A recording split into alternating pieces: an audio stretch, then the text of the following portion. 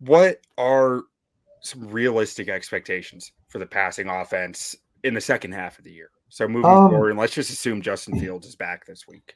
so DJ Moore's career highs are 1,193 yards and 7 touchdowns. I think he gets past that. I think he's at 735 and 5 with 8 games to go. I would think he would get past that. It these last few games he's been around 50 yards a game. I don't know. With Fields coming back, I think Fields targets him a little more than Bajent spread the ball around quite a bit. I thought a little bit better than Fields does. But I also think DJ Moore is worth force feeding at times because he's so good. Yep. So I would expect him to get past his career best.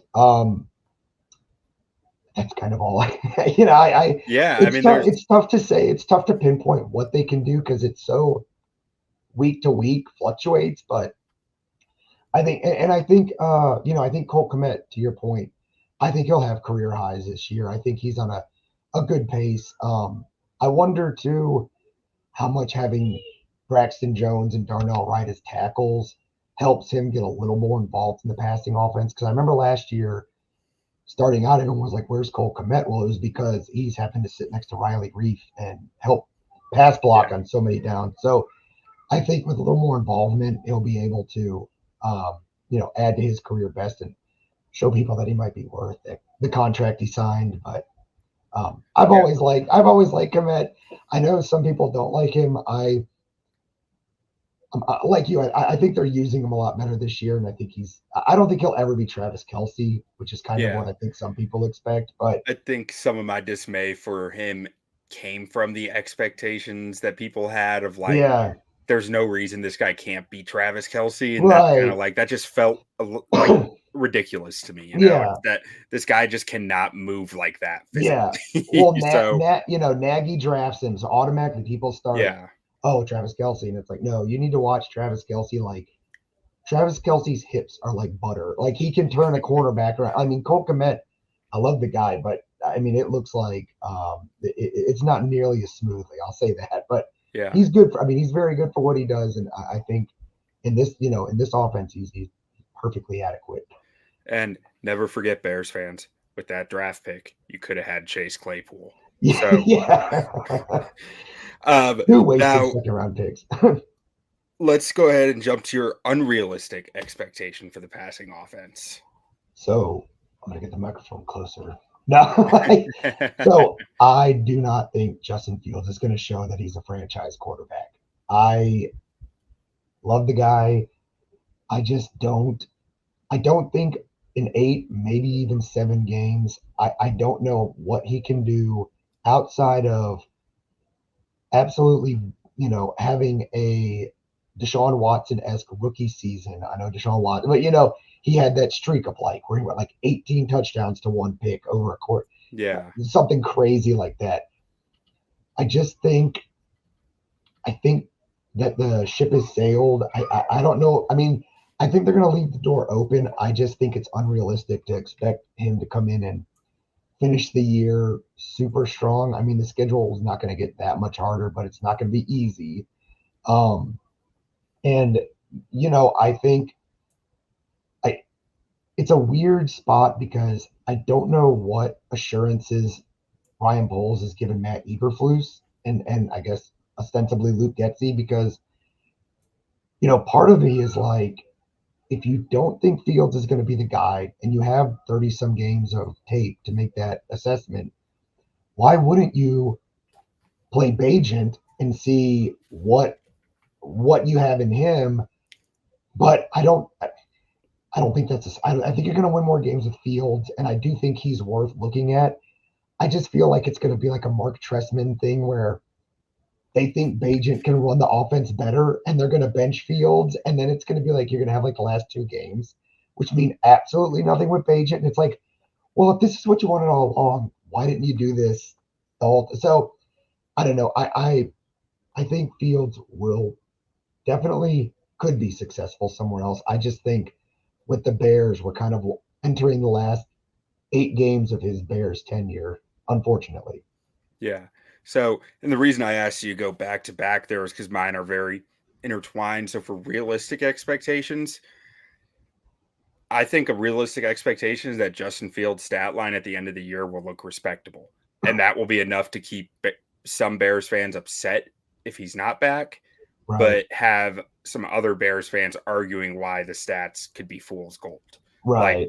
it will be very. I think it's going to be very up and down, Hmm. but the end result will look nice and pretty Yeah. because it'll like kind of like his stats are currently, where it's like his success rate might be one of the lowest in the league, Right. but his volume numbers actually Hmm. look pretty good because he had some massive games and some really poor games and not Right. much in between.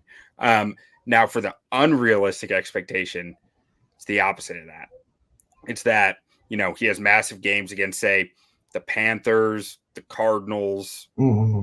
the Falcons, and the Packers, and then Right. he has good games, and by good I mean like well above average games Right. against the Lions twice, the Vikings, who their defense isn't all that great, but Brian Flores Yeah. is the Justin Fields beater. I was just say Like it's he like, knows yeah. how to do it. Right. And the Browns, whose defense is just filthy. Like if he goes Hmm. out and does well against the Browns, I think that is your only hope that you're back in this, Right. on top of doing well everywhere else. But I don't expect it. Yeah.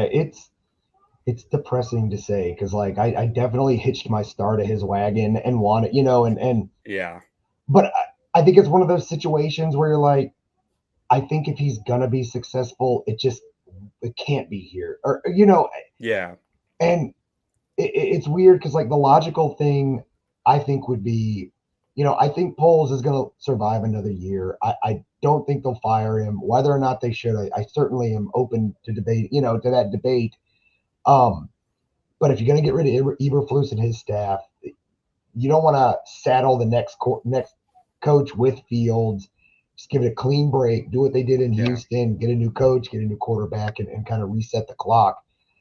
I just think, I think, that what they want Fields to be is just always going to be like antithetical to what he is. So Mhm. he needs to go somewhere that's going to, I don't know. I saw someone suggest, maybe it was you, suggest being a backup in Baltimore for a year or two. And I thought that I was, didn't say that, but that could make sense. yeah, doing something But like that.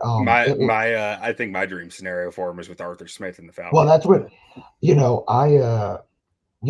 I keep up with the Falcons just because they're, I live in Atlanta, so they're right here. And yeah, I mean, fantasy people hate Arthur Smith, but if you watch the Falcons, that's an offense tailor made for what, they were trying to get Desmond Ritter to do what Justin Fields was doing last year. Right. And Desmond Ritter is a DoorDash driver, so I mean, he's not a court, I mean, he's fine, but he's not the athlete that Justin Fields is. With those weapons, I mean, I think Fields is really good friends with Kyle Pitts. I mean, it makes sense on paper for them to ship Justin Fields to Atlanta for like a third or fourth round pick, and see if he can get something with Arthur Smith. But yeah, I agree. It would be one of those offenses that are definitely creative in the run game and then try to open it up downfield. Because I've always, Yeah. when Arthur Smith was, I guess, uh, uh, getting hired as a head coach, I always thought I liked his offenses in Tennessee because I always thought this is what Fields would really thrive in. Just heavy play. I mean, Ryan Tannehill, I think the last year Smith was there, had like these insane Hmm. numbers throwing the ball downfield. And since he left, he's been not very good. And I'm I like, think this is, age might have factored in well, there yeah, some and too, but like, injuries, yeah, but but it was definitely like that was the tailor made. Like yeah. when Fields came out, I remember having a conversation with some people I know of like, what is Fields' true floor? Like, where do you think like Hmm. what's the least he could be? And I was sitting there thinking like probably Ryan Tannehill. Like Yeah. you just he needs that type Yeah. of offense. It might have limited upside as far as playoffs go, but like Hmm. I can't see how he's going to be worse than a Ryan Tannehill. Yeah. Yeah. That's a good comp. Like, definitely, because people forget Tannehill was like a wide receiver coming out of, Yeah, and then he converted and he was super athletic, when the Dolphins drafted him, and then he threw out, he tore up his knee and kind of had to Yeah, become more of a pocket passer. But yeah, that kind of offense I think would be great for Fields.